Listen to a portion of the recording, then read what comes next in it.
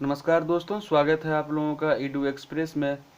आइए आज हम लोग देखते हैं मुंडा विद्रोह का जो टॉपिक है उसे देखेंगे, जिसे उलगुलान भी कहा जाता है।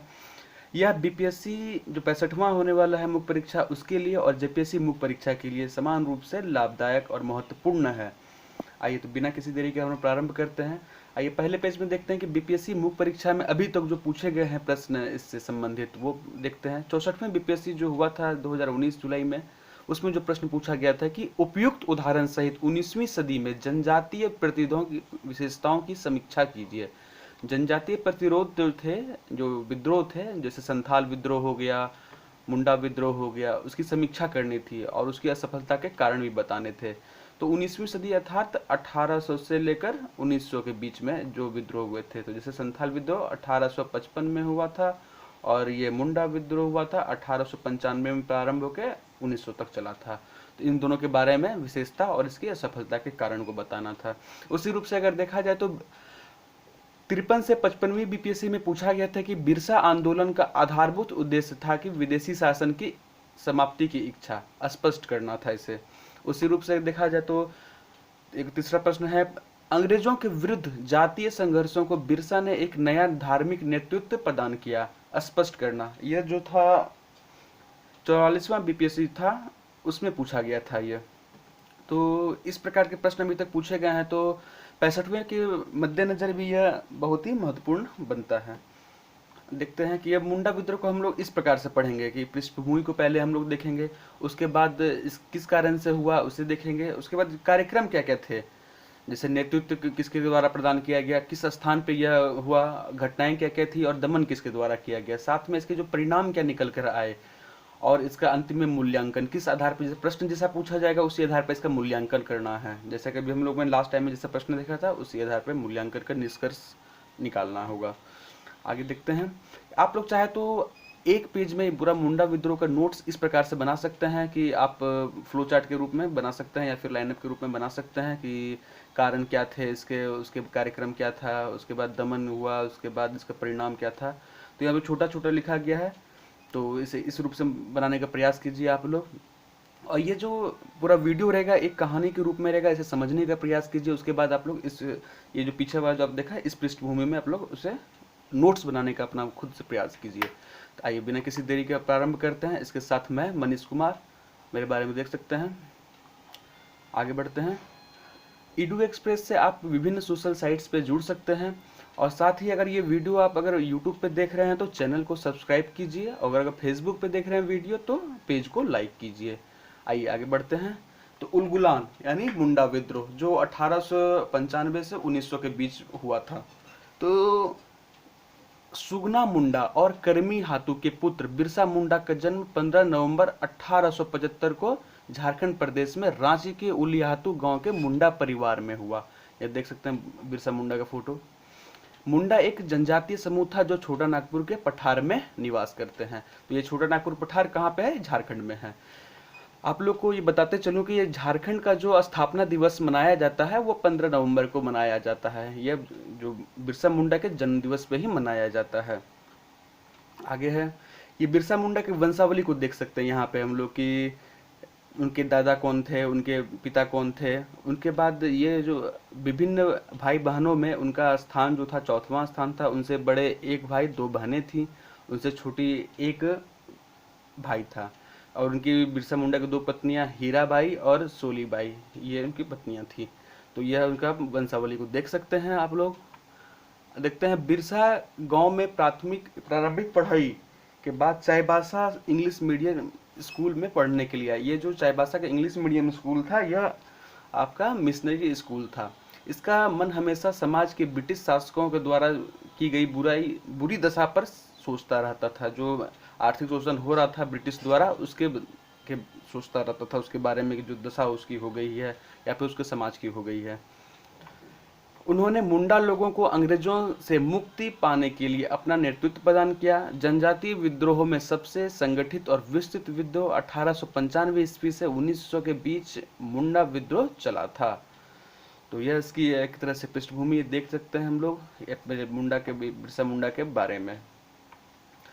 ये इनका जो जन्म जो था उलिहातू गांव में हुआ था। उलिहातू को अगर हम लोग भारत के मैप पे देखना चाहे तो ये झारखंड में ये रहा आपका। ये रांची जो है आपका राजधानी, उसी के पास में खूंटी के पास में उलिहातू गांव है, तो वो है। अगर आप लोग गूगल मैप पे देखना चाहे तो कुछ इस प्रकार से उलिहातू गांव यहाँ पे है, आप लोग जाके देख सकते हैं। आगे देखते हैं कि उस टाइम में तो क्या पृष्ठभूमि थी, क्यों ऐसा आखिर मुंडा विद्रोह को जन्म लेना पड़ा। तो देखिए क्या था कि रांची के आसपास से ईसाई प्रचारकों के माध्यम से नए और आदर्श जनजातियों के बीच प्रसारित हो रहा था ईसाई धर्म। इन सब का मिला जुला परिणाम था बिरसा मुंडा के नेतृत्व में जगे आंदोलन में प्रकट हुआ। मुंडा जनजाति के पास अपनी भूमि हुआ करती थी। यह मुंडा लोग अपने परंपरा थी उसकी सामाजिक एवं राजनीतिक ढांचे में शांतिपूर्ण जीवन यापन कर रहे थे, जिसमें सबसे अधिक अधिकार उनके सरदारों को था। सरदार मतलब जो उनके पीछे बताया था हम लोगों ने कि पिछली वीडियो में जो आया था आपका संथाल विद्रोह के बारे में, कि जनजातीय लोगों का अपने बीच में से ही लोगों को सरदार बनाया करते थे। एक प्रकार से पंचायती व्यवस्था है, इसको आप समझ सकते हैं जनजातीय स्वरूप का। आगे देखते हैं कि मुंडा जनजाति के कुछ आपसी मतभेदों के कारण उनके कुछ क्षेत्र पड़ोसी हिंदू राजवाड़ों की संस्कृति के निकट आ गए। हिंदुओं तथा हिंदू राजाओं के स्तर पर आने के उद्देश्य से मुंडा सरदारों ने हिंदुओं की परंपराओं तथा रीति रिवाजों को अपनाना आरंभ कर दिया। इसके साथ साथ सरदारों ने हिंदू पुरोहितों को संरक्षण देकर उन्हें दान में भूमि देना प्रारंभ कर दिया। धीरे धीरे इन पुरोहितों का व्यवहार जमींदारों सा होते गया। देखिए तो हाथ उंगली पकड़कर इसने माथे पर चढ़ने का कार्य किया। देख सकते हैं ये इस प्रकार से वो जो है पुरोहितों के संरक्षण, पुरोहितों के नजदीक आते गए और फिर वो धीरे धीरे उनके भूमि पर वो अधिकार करते गए। इसको पिजेंटाइजेशन एंड प्रोलिफरेशन ऑफ कास्ट कहा जाता है। एक प्रकार से जो इतिहास में भी हम लोग देखते हैं कि जो भूमि दान करने की परंपरा जो थी यह बहुत पुरानी प्राचीन परंपरा थी। तो इस रूप में संथालों द्वारा भी भूमि इन्हें प्रदान किया गया था। आगे देखते हैं कि बढ़ती हुई जनसंख्या में कृषि योग्य भूमि की अधिक आवश्यकता हुई, जिसके फलस्वरूप राजस्व भी बढ़ गया। निर्धन मुंडा किसान, जिन्हें अब पुरानी तकनीकों तथा अधिकतर अनउपजाऊ भूमि के कारण कम उपज होती थी, राजस्व की बढ़ी हुई दरों के हिसाब से कर चुकाने में आर्थिक रूप से सक्षम नहीं रहे। धीरे धीरे जो है वो भूमि पर दबाव बढ़ते गया था और उत्पादन भी कम होते गया। इस कारण से वो जो कर था उसको देने में वो सक्षम नहीं रहे, आर्थिक रूप से कमजोर होते चले गए। देख सकते हैं फोटो में आप लोग किस प्रकार से ब्रिटिश जो है कर लिया करते थे। इनकी दयनीय स्थिति होने के बावजूद भी इन पर कोई दया रहम नहीं किया जाता था। ऐसी स्थिति में उन्होंने साहूकारों की दया पर जीवित रहने की विवश होना पड़ा। इन साहूकारों ने इनकी व्यवस्था का अधिक से अधिक लाभ उठाया। जैसा कि हम लोगों ने संथाल विद्रोह में देखा था, जैसा शोषण का स्वरूप, उसी रूप से यहाँ पे मुंडा में भी शोषण का स्वरूप दिखता है। आप लोग अगर संथाल विद्रोह का वीडियो नहीं देखें तो आप लोग जाके इस डिस्क्रिप्शन लिंक में संथाल विद्रोह का जो वीडियो दिया गया है उसे आप लोग क्लिक करके देख सकते हैं। आगे बढ़ते हैं कि 1806 में अंग्रेज प्रशासकों ने जमींदारों को पुलिस के सभी अधिकार दे दिए। 1806 में दिया गया था, ध्यान रखिएगा। मुंडा जनजाति के शोषण के संदर्भ में अंग्रेजी साम्राज्य मौन स्वीकृति के कारण इस जनजाति में असंतोष की भावना जन्म लिया तथा दीकू जैसा कि सभी प्रकार के बाहरी लोगों के लिए प्रयोग होने लगा। यह असंतोष धीरे धीरे बढ़ता गया, जिसके कारण कहीं कहीं हिंसा की घटनाएं भी हुई। इन सभी घटनाओं तथा संघर्षों में अंग्रेज प्रशासकों ने मुंडा जनजाति के विद्रोहों को क्रूरता से दबाने में शोषकों का साथ दिया। तो जैसा कि हम लोगों ने संथाल में देखा था, उसी प्रकार से मुंडा में भी यही देखते हैं कि जो आपके साहूकार सूदखोर जो थे, उसके बाद आपके ब्रिटिश अधिकारी जो थे, ऊपर से जो यहाँ के किसान या मुंडा समुदाय थे, इनके द्वारा जो था शोषण किया जाता था। इनको यहाँ से ब्रिटिश द्वारा कोई संरक्षण भी नहीं मिलता था और ये दोनों की दोस्ती हुआ करती थी। तो वही शोषण का स्वरूप था। इन स्थितियों से परेशान होकर मुंडा जनजाति के लोग ने मिशनरियों की शरण ली। अपने अधिकारों के वापस मिलने तथा अपने हितों की रक्षा होने के आश्वासन पर इन लोगों ने ईसाई धर्म को स्वीकारना शुरू कर दिया। इन्हें जो मुंडा लोग थे उन्हें लगा कि अगर हम लोग ईसाई धर्म को स्वीकारेंगे तो शायद अंग्रेज उनका साथ दे, उनके जो सूदखोर या के द्वारा जो शोषण किया जा रहा है उसको बचाने का कार्य करेंगे। लेकिन क्या हुआ कि आपका परंतु इनकी आशाओं के विपरीत आवश्यकता पड़ने पर इन मिशनरियों ने भी इनका साथ नहीं दिया। अब मुंडा लोगों को किसी पर भी विश्वास नहीं रहता था, पूर्ण रूप पर उनका मोह भंग हो गया था। देख सकते हैं मिशनरी जो थे एक तरह से जाल का बुनने का काम कर रहे थे, वो अपने जो ईसाई की जनसंख्या है उसे बढ़ाने का कार्य कर रहे थे, लेकिन जो मुंडा लोग जो ईसाई में कन्वर्ट हुए थे उनका भी साथ मिशनरियों ने नहीं दिया था। इनकी एक्सपेक्टेशन क्या थी और इनका जो परिणाम क्या मिला वो देख सकते हैं कि वो लोग निराश थे इससे। आगे बढ़ते हैं। ऐसी स्थिति में उनका बिरसा नामक एक 20 वर्षीय साहसी एवं उत्साही मुंडा युवक ने आगे बढ़कर नेतृत्व संभाला। उसने अंग्रेजी की शिक्षा प्राप्त की थी तथा उसे ईसाई धर्म के सिद्धांतों की भी जानकारी थी।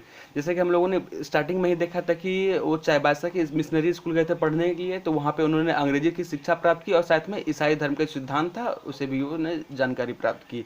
यह बिरसा मुंडा का देख सकते हैं, यह प्रारंभिक 20 वर्षों के आसपास में इनका फोटो है। आगे है।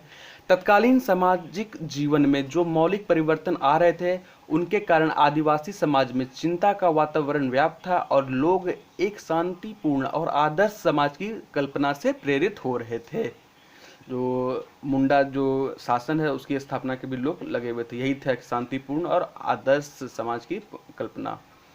आगे देखते हैं। बिरसा ने ऐसा ही आदर्श प्रस्तुत किया। वह वैष्णव धर्म के अनुयायी आनंद पांडे, ध्यान रखिएगा ये गुरु हैं उनके, आनंद पांडे के साथ रहने लगे। उसने घोषणा की कि मुंडा जनजाति को बाहरी तत्वों से मुक्ति दिलाने तथा उनके उत्थान के लिए ही उसे भगवान ने भेजा है। वो एक भगवान का दूत बन गया वो। उसके व्याख्यानों तथा भाषणों में हिंदू धर्म, ईसाई धर्म तथा मुंडा राजनीति तीनों का मिश्रण था। देख सकते हैं कि उनके जो गुरु जो थे आनंद पांडे, उस पर जो वैष्णव धर्म हिंदू धर्म का काफ़ी प्रभाव पड़ा। साथ में जो स्टार्टिंग में जो ईसाई मिशनरी स्कूल में उन्होंने पढ़ा था तो वहाँ से ईसाई धर्म के बारे में जानकारी मिला। और जो ये मुंडा जो राजनीति थी उनका ये पारंपरिक धर्म था, तो इसका तीनों का मिश्रण था वो बिरसा मुंडा के अंदर, जानकारी थी तीनों धर्मों की। आगे बढ़ते हैं। उसने मुंडा लोगों को जड़ परंपराओं तथा रीति रिवाजों को तिलांजलि देकर एक ईश्वर में विश्वास करने की बात समझाई। उसने पशुओं की बलि प्रथा का विरोध किया। मिशनरियों की ही भांति बिरसा ने प्रार्थना सभाओं का भी आयोजन किया। तो उन्होंने जो एक ईश्वर की संकल्पना है, गॉड इज वन, उसको काफी प्रबलता से कहा। साथ में इन सभाओं में वह अपनी जनजाति के लोगों से न डरने, साहस का परिचय देने की अपील करता था। बिरसा उन्हें समझाता था कि उसकी मानवेतर शक्तियां के कारण कोई भी लौकिक शस्त्र उन्हें मार नहीं सकता। मानवेतर मतलब होता है कि मानव से इतर, जो ऐसी शक्तियां जो मानव जनरली नहीं रहती, मानव में शक्तियां उससे इतर, यानी यह खुद को भी दूत माना करता था, भगवान का दूत। आगे बढ़ते हैं। बिरसा ने नैतिक आचरण की शुद्धता, आत्म सुधार, एक ईश्वरवाद का उपदेश दिया। उसने अनेक देवी देवताओं, बोंगा यानी देवी देवताओं जो आदिवासी या मुंडा भाषा में जो है बोंगा कहा जाता है, को छोड़कर एक ईश्वर यानी सिंह बोगा की आराधना का आदेश अपने अनुयायियों को दिया। उसने बताया कि सिंह बोंगा की दया से समाज में सुव्यवस्था आएगी, शोषण एवं उत्पीड़न का अंत हो जाएगा। तो सिंह बोंगा का जो कंसेप्ट है वो एक ईश्वरवाद से संबंधित है और इन्होंने जो बहुत सारे देवी देवताओं की पूजा करने से मना करके एक ईश्वर की पूजा करने की बात कही थी। उसने ब्रिटिश सत्ता के अस्तित्व को अस्वीकार करते हुए अपनी अनुयायियों को सरकार को लगान न देने का आदेश दिया। बिरसा के उपदेशों से अनेक लोग प्रभावित हुए और धीरे धीरे बिरसा आंदोलन का व्यापक प्रचार प्रसार हुआ। सन 1895 तक अपने अथक प्रयासों से बिरसा ने 6000 समर्पित मुंडा लोगों का दल तैयार कर लिया। और बिरसा मुंडा के बारे में एक बात बताते चलूं। बिरसा मुंडा को जब आनंद पांडे के संपर्क में थे, उन्होंने वैदिक जो आयुर्वेदिक जो ज्ञान होता है, जड़ी बूटियों वाला ज्ञान, वो भी ज्ञान हासिल किया था और वो इनका उपयोग जो है लोगों के मानव की भलाई के लिए करते थे। वो गांव-गांव जाकर लोगों का उपचार भी किया करते थे। इस कारण से क्या है कि मुंडा लोगों में वो काफ़ी लोकप्रिय हो गए थे और उन्हें जो है मानवेतर शक्तियों से संपूर्ण माना जाता था, मतलब ऐसी शक्तियां जो मानवों में जनरली नहीं होती हैं, इसलिए इन्हें भगवान का भी दर्जा दिया गया है। देखो, जब वो 6000 समर्पित मुंडाओं का दल एकत्रित किए तो उसके बाद क्या था कि बिरसा ने एक नारा दिया था, वो ये महत्वपूर्ण है, आप लोग एग्जाम में इस नारा को जरूर लिखिएगा। कटोंग बाबा कटोंग, साहेब कटोंग, रानी कटोंग, रानी मतलब रानी कटोंग। तो जब यह विद्रोह किया गया था तो इस प्रकार का जो स्लोगन था वो दिया गया था, मतलब कि सबको काटेंगे, जो भी बाबा है यानी जो भी ईसाई के धर्म के जो प्रतिनिधि हैं, साहेब कटोंग यानी जो अंग्रेजी साहेब सब हैं, रानी कटोंग माने जो भी उसकी रानी जो थी ब्रिटिश की, उनको हटाने की बात कह रहे थे। साथ ही उसने स्वयं को भगवान का दूत घोषित कर दिया। उसे कहा कि भगवान ने उसे गजब की ताकत दी है। हजारों जनजाति उसकी ओर आकृष्ट हुए। बिरसा नेता बन गया और धार्मिक आंदोलन जल्द ही खेतीहर मजदूरों के राजनीतिक आंदोलन में बदल गया। तो इसका स्वरूप आप लोग देख सकते हैं कि कैसे ये धार्मिक जो आंदोलन से प्रारंभ होकर यह खेती मजदूरों राजनीतिक आंदोलन में ये बदल चुका था। वह जनजातीय लोगों को सरकार को लगान नहीं देने के लिए कहता था। फलतः उसे गिरफ्तार कर लिया गया और रांची में बंदी बनाकर रखा गया। बिरसा को षड्यंत्र रचने के जुर्म में 2 वर्ष की सजा हुई। महारानी विक्टोरिया की हीरक जयंती, हीरा मतलब 25 ईयर्स जब होता है, के अवसर पर 1898 ईस्वी में बिरसा को कैद से मुक्त कर दिया गया था। मतलब इसे 2 वर्ष रखा गया, यानी 1896 में जो है इसे कैद किया गया था और इनका आंदोलन 1895 में प्रारंभ हुआ था। इस प्रकार से उन्हें फिर से छोड़ दिया गया। देख सकते हैं उस टाइम का फोटो। आगे बढ़ते हैं। बिरसा ने मुंडा आंदोलन को पुनः संगठित करना प्रारंभ किया। आंदोलन ने पुनः जोर पकड़ा और 1899 और 1900 में बिरसा ने स्वयं और अपने प्रचारकों के माध्यम से अनेक जनजातीय गांवों में प्रसार आरंभ किया। देख सकते हैं आगे। 1899 में क्रिसमस की पूर्व संध्या पर बिरसा ने मुंडा जाति का शासन स्थापित का ऐलान किया और उसने ठेकेदारों, जागीरदारों, राजाओं, हाकिमों, ईसाइयों का कत्ल करने का आह्वान किया। बड़ा दिन यानी 25 दिसंबर को सभी मिशनरियों तथा जमींदारों पर आक्रमण करने के लिए सुअवसर माना गया। इस बार आक्रमण में ईसाई मुंडाओं को भी मार डाला गया। मतलब कि जो मुंडा ईसाई धर्म को स्वीकार कर लिए थे उसे भी मार दिया गया था। देख सकते हैं विद्रोह जो है काफ़ी रूप से आगे बढ़ चुका था। किसी को भी, जो भी बाहरी लोग थे, जो भी अंग्रेज थे, जो ईसाई थे, सभी का वो खात्मा कर रहे थे। उसने कहा कि कलयुग को खत्म कर सतयुग लाएंगे और घोषणा की कि द्वीपों से अब हमारी लड़ाई होगी और उनके खून से जमीन इस तरह लाल होगी जैसे कि लाल झंडा। मगर उसने यह भी हिदायत दी कि गरीब गैर आदिवासियों पर हाथ ना उठाया जाए। तो यह बहुत अहम है कि यह गरीब गैर आदिवासी पर हाथ ना उठाने का तात्पर्य यह साफ स्पष्ट हो जाता है कि वह उन्हीं गैर आदिवासियों पर हाथ उठाने की बात कह रहे थे जो शोषण का कार्य कर रहे थे, जो मुंडाओं का या अन्य जनजातियों के शोषण के कार्य में लगे हुए थे, जैसे सूदखोर हो गए, कर लेने वाले हो गए, इन लोगों को पर वो कड़े रूप से प्रहार कर रहे थे, लेकिन गरीब को छोड़ दे रहे थे ये। आगे बढ़ते हैं। फलतः बिरसा के अनुयायियों ने यूरोपीय मिशनरियों पर छापे मारे। रांची, खूंटी, तमाड़, बुंडू आदि जगह जगह पर हिंसे झड़पें जो हुई। पुलिस चौकियों पर आक्रमणकारियों ने विशेष रूप से हमले किए। देख सकते हैं कि किस रूप से पुलिसियों पर, जो सेना थी, उस पर भी हमला किया गया था। जब स्थितियां स्थानीय प्रशासन के नियंत्रण से बाहर हो गई तब विद्रोह का दमन करने के लिए रांची से सेना बुलाई गई। सेना के आधुनिक शस्त्रों तथा क्रूरतापूर्ण नरसंहार के समक्ष मुंडा विद्रोहियों को घुटने टेकने पड़े। तो एक तरह से जो पूछा जाता है कि जो विद्रोह का जो असफल क्यों हुआ, तो वो यह देख सकते हैं कि इन लोगों का मुंडा के पास थे पारंपरिक हथियार, जो इनके चले आ रहे थे, तीर धनुष, भाला फरसी, इस प्रकार के हथियार थे, और वहीं जो सेना के पास में आधुनिक शस्त्र थे। तो इस कारण से भी एक रणनीतिक स्तर पर ये कमजोर पड़ते थे। देख सकते हैं कि यह जो सेना आई थी, वो जो भी मुंडा विद्रोह थे, किस प्रकार उन सभी को पकड़ लिया गया था। आगे बढ़ते हैं। परिणाम स्वरूप सरकार द्वारा आंदोलन के दमन और बिरसा की गिरफ्तारी के लिए तैयारी शुरू हो गई। 3 फरवरी 1900 को सनहेरा के जंगल में सोते हुए बिरसा को पुनः बंदी बना लिया गया। कहा जाता है कि जो वहाँ के कोई मुंडा के ही कोई समुदाय के ही कोई लोग जो है, या फिर जो जमींदार से संबंधित थे, वहाँ के जो जमींदार थे उससे संबंधित लोगों ने उसकी जानकारी दी थी, बिरसा मुंडा कहाँ पे रुके हुए हैं, और अंग्रेज जाके उसे पकड़ लिया। देख सकते हैं यह फोटो में, यह सोया में पकड़ा गया था। इस प्रकार से उन्हें लाया गया और यह इस जेल में रखा गया था, रांची में होटवार जेल है, यह देख सकते हैं फोटो यहाँ। उसके बाद क्या हुआ, ये देख सकते हैं बिरसा मुंडा का जेल में ही हैजा के कारण 9 जून को 1900 को बिरसा की मृत्यु हो गई। तत्पश्चात बिरसा के अनेक सहयोगियों को कैद कर लिया गया और जल्दी आंदोलन का अंत हो गया। तो जैसे बीपीएससी में पीटी में एक प्रश्न पूछा गया था कि बिरसा को सोते हुए कब पकड़ा गया, तो उसका आंसर ये 3 फरवरी 1900 है, और साथ में इनकी जो मृत्यु हुई वह 9 जून 1900 को मृत्यु हुई, यह हैजा के कारण। कुछ लोगों का यह, इतिहासकारों का यह मानना है कि यह हैजा के कारण नहीं, यहाँ पे जो ब्रिटिश द्वारा जो है ढंग से सुविधा नहीं दी गई थी जो, और उन्हें गंदे स्थान पर रखा गया, इस कारण से उन्हें हैजा हो गया।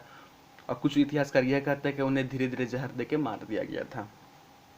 आगे बढ़ते हैं। अब ये फोटो को देख सकते हैं बड़े रूप में कैसे जो बंद किया गया था, यह बिरसा मुंडा का फोटो है, ये होटवार जेल है। आगे बढ़ते हैं। परिणाम इसका क्या हुआ, जैसे कि इनको जब बंद कर लिया गया, जब इनकी मृत्यु हो गई, तो अब देखते हैं कि मुंडा आंदोलन का क्या इसका निकला परिणाम। इसका मुख्य परिणाम यह रहा कि 1902 में भू सर्वेक्षण कराया गया। रांची जो है, रांची और खूंटी, इस जगह पे जो है भू सर्वेक्षण कराया गया था। उसके बाद 1913 में जो बैठगारी खत्म करके खुदकट्टी मान्यता को मिली, यानी वही खुदकट्टी मान्यता मतलब सरदारी मान्यता, जो सरदारी मान्यता जो थी वो प्रारंभ किया गया, खुदकट्टी मान्यता। उसके बाद 1905 में खूंटी अनुमंडल का गठन किया गया था। उसके बाद 1908 में छोटा नागपुरी काश्तकारी अधिनियम को लागू किया गया। इस प्रकार से देख सकते हैं कि जो ब्रिटिश द्वारा जो है विभिन्न सुधार किए गए बिरसा आंदोलन के फलस्वरूप इसको माना जा सकता है। उसके बाद बिरसा को भगवान का दर्जा प्राप्त हुआ उनके मरने के बाद। और झारखंड में अभी भी देख सकते हैं बहुत सारे स्थल है, बहुत सारे संस्थानों का नाम जो है बिरसा मुंडा के नाम पे रखा गया है। और यही होटवार जो जेल है, यहीं पे इनको कैद रखा गया था। और लेकिन अभी के समय में देखा जाए तो ये पूरा जेल का नाम ही बिरसा मुंडा केंद्रीय कारा कर दिया गया है। और यह जो अभी 1995 में जो है डाक टिकट निकाला गया था बिरसा मुंडा के शताब्दी समारोह पर। इस प्रकार से जो इनके परिणाम है उसको देख सकते हैं हम लोग, कारण भी समझ गए हैं और जो कार्यक्रम चला उसे भी समझ गए हैं। आगे बढ़ते हैं। अंततः बिरसा आंदोलन विफल रहा, परंतु यह अग्रगामी विद्रोहों की चेतना का काम किया। वस्तुतः यह सामाजिक विषमता, आर्थिक शोषण, धार्मिक प्रलोभन और विदेशी सत्ता के फलस्वरूप हुए परिवर्तनों के प्रति एक स्वाभाविक प्रतिक्रिया थी और इससे उत्पन्न प्रेरणा आने वाले वर्षों में बनी रही। तो इस प्रकार से संथाल विद्रोह हो, खासी अलग अलग जनजातीय विद्रोह हुए, उसी रूप से यह जो विद्रोह था उन सब में से एक अंतिम माना जाता है कि 1900 के दौरान हुआ था, क्योंकि 1947 में 47 वर्ष बाद ही हम लोगों को आज़ादी मिल गई थी। तो और यह सब आंदोलन जो है स्वतंत्रता सेनानियों के बीच में चेतना का कार्य करते थे। तो यह बहुत ही महत्वपूर्ण है, निष्कर्ष यह ध्यान रखिएगा। साथ में बिरसा मुंडा को बारे में अगर आपको विशेष जानना हो तो यह विभिन्न राइटरों द्वारा जो बुक लिखा गया है उससे आप पढ़ सकते हैं, जैसे कि बिरसा मुंडा और उनका आंदोलन कुमार सुरेश सिंह द्वारा लिखा गया है, यह बुक आप देख सकते हैं। या फिर बिरसा मुंडा गोपी कृष्ण कुंवर द्वारा लिखा गया है, इसे भी देख सकते हैं। या बिरसा मुंडा भगवान जो है रविंद्र भारती द्वारा भी लिखा गया है। साथ में जंगल के दावेदार ये महाश्वेता देवी द्वारा लिखा गया है। ये चारों बुक जो है यह बिरसा मुंडा के जीवनी और जो मुंडा जो विद्रोह था उसके बारे में लिखा गया। और हाल में ही जो प्रधानमंत्री जो नरेंद्र मोदी हैं उनके द्वारा ट्राइबल मिनिस्ट्री अफेयर्स जो के अधीन जो है विभिन्न एजुकेशन से संबंधित, इंफ्रास्ट्रक्चर से संबंधित, जो स्पेशल स्कूल है, स्कॉलरशिप से संबंधित काफ़ी योजनाएं निकाली गई और जो ट्राइबल्स है उन्हें एम्पावर किया गया और फॉरेस्ट राइट एक्ट के अधीन उनको राइट्स दिए गए थे। और सपोर्टिंग लाइवलीहुड ऑफ ट्राइबल जो है, जैसे ट्राइबल क्राफ्ट होते हैं जो परंपरागत रूप से जो उनके जो क्राफ्ट्स हैं उनको भी काफ़ी पॉपुलराइज किया गया है। जो दिल्ली हाट वगैरह में उनका जो आपका एग्जीबिशन लगते रहता है जगह जगह पे। आप लोग ये बताइए कि ये 142वें बर्थ एनिवर्सरी कौन से ईयर में मनाया गया होगा, आप लोग कमेंट में जरूर बताएं इसे अगर आप जानते हैं तो, या फिर आप लोग जरूर निकालिए इनके जन्म तिथि और 1942 के आधार पर। आगे बढ़ते हैं। इसके साथ में ये जो पूरे वीडियो के देखने के बाद आप लोग इस प्रश्न को सॉल्व करने का प्रयास कीजिए। आप लोग इस फॉर्मेट में फ्लो चार्ट को भी लिख सकते हैं। इसके साथ में यह वीडियो अब समाप्त होता है। Thanks for watching. और अगर ये वीडियो आपको अच्छा लगा तो वीडियो को लाइक कीजिए, दोस्तों में शेयर कीजिए और चैनल को सब्सक्राइब कीजिए और hit the bell icon for latest update. मिलते हैं हम लोग अगले वीडियो में, तब तक के लिए धन्यवाद।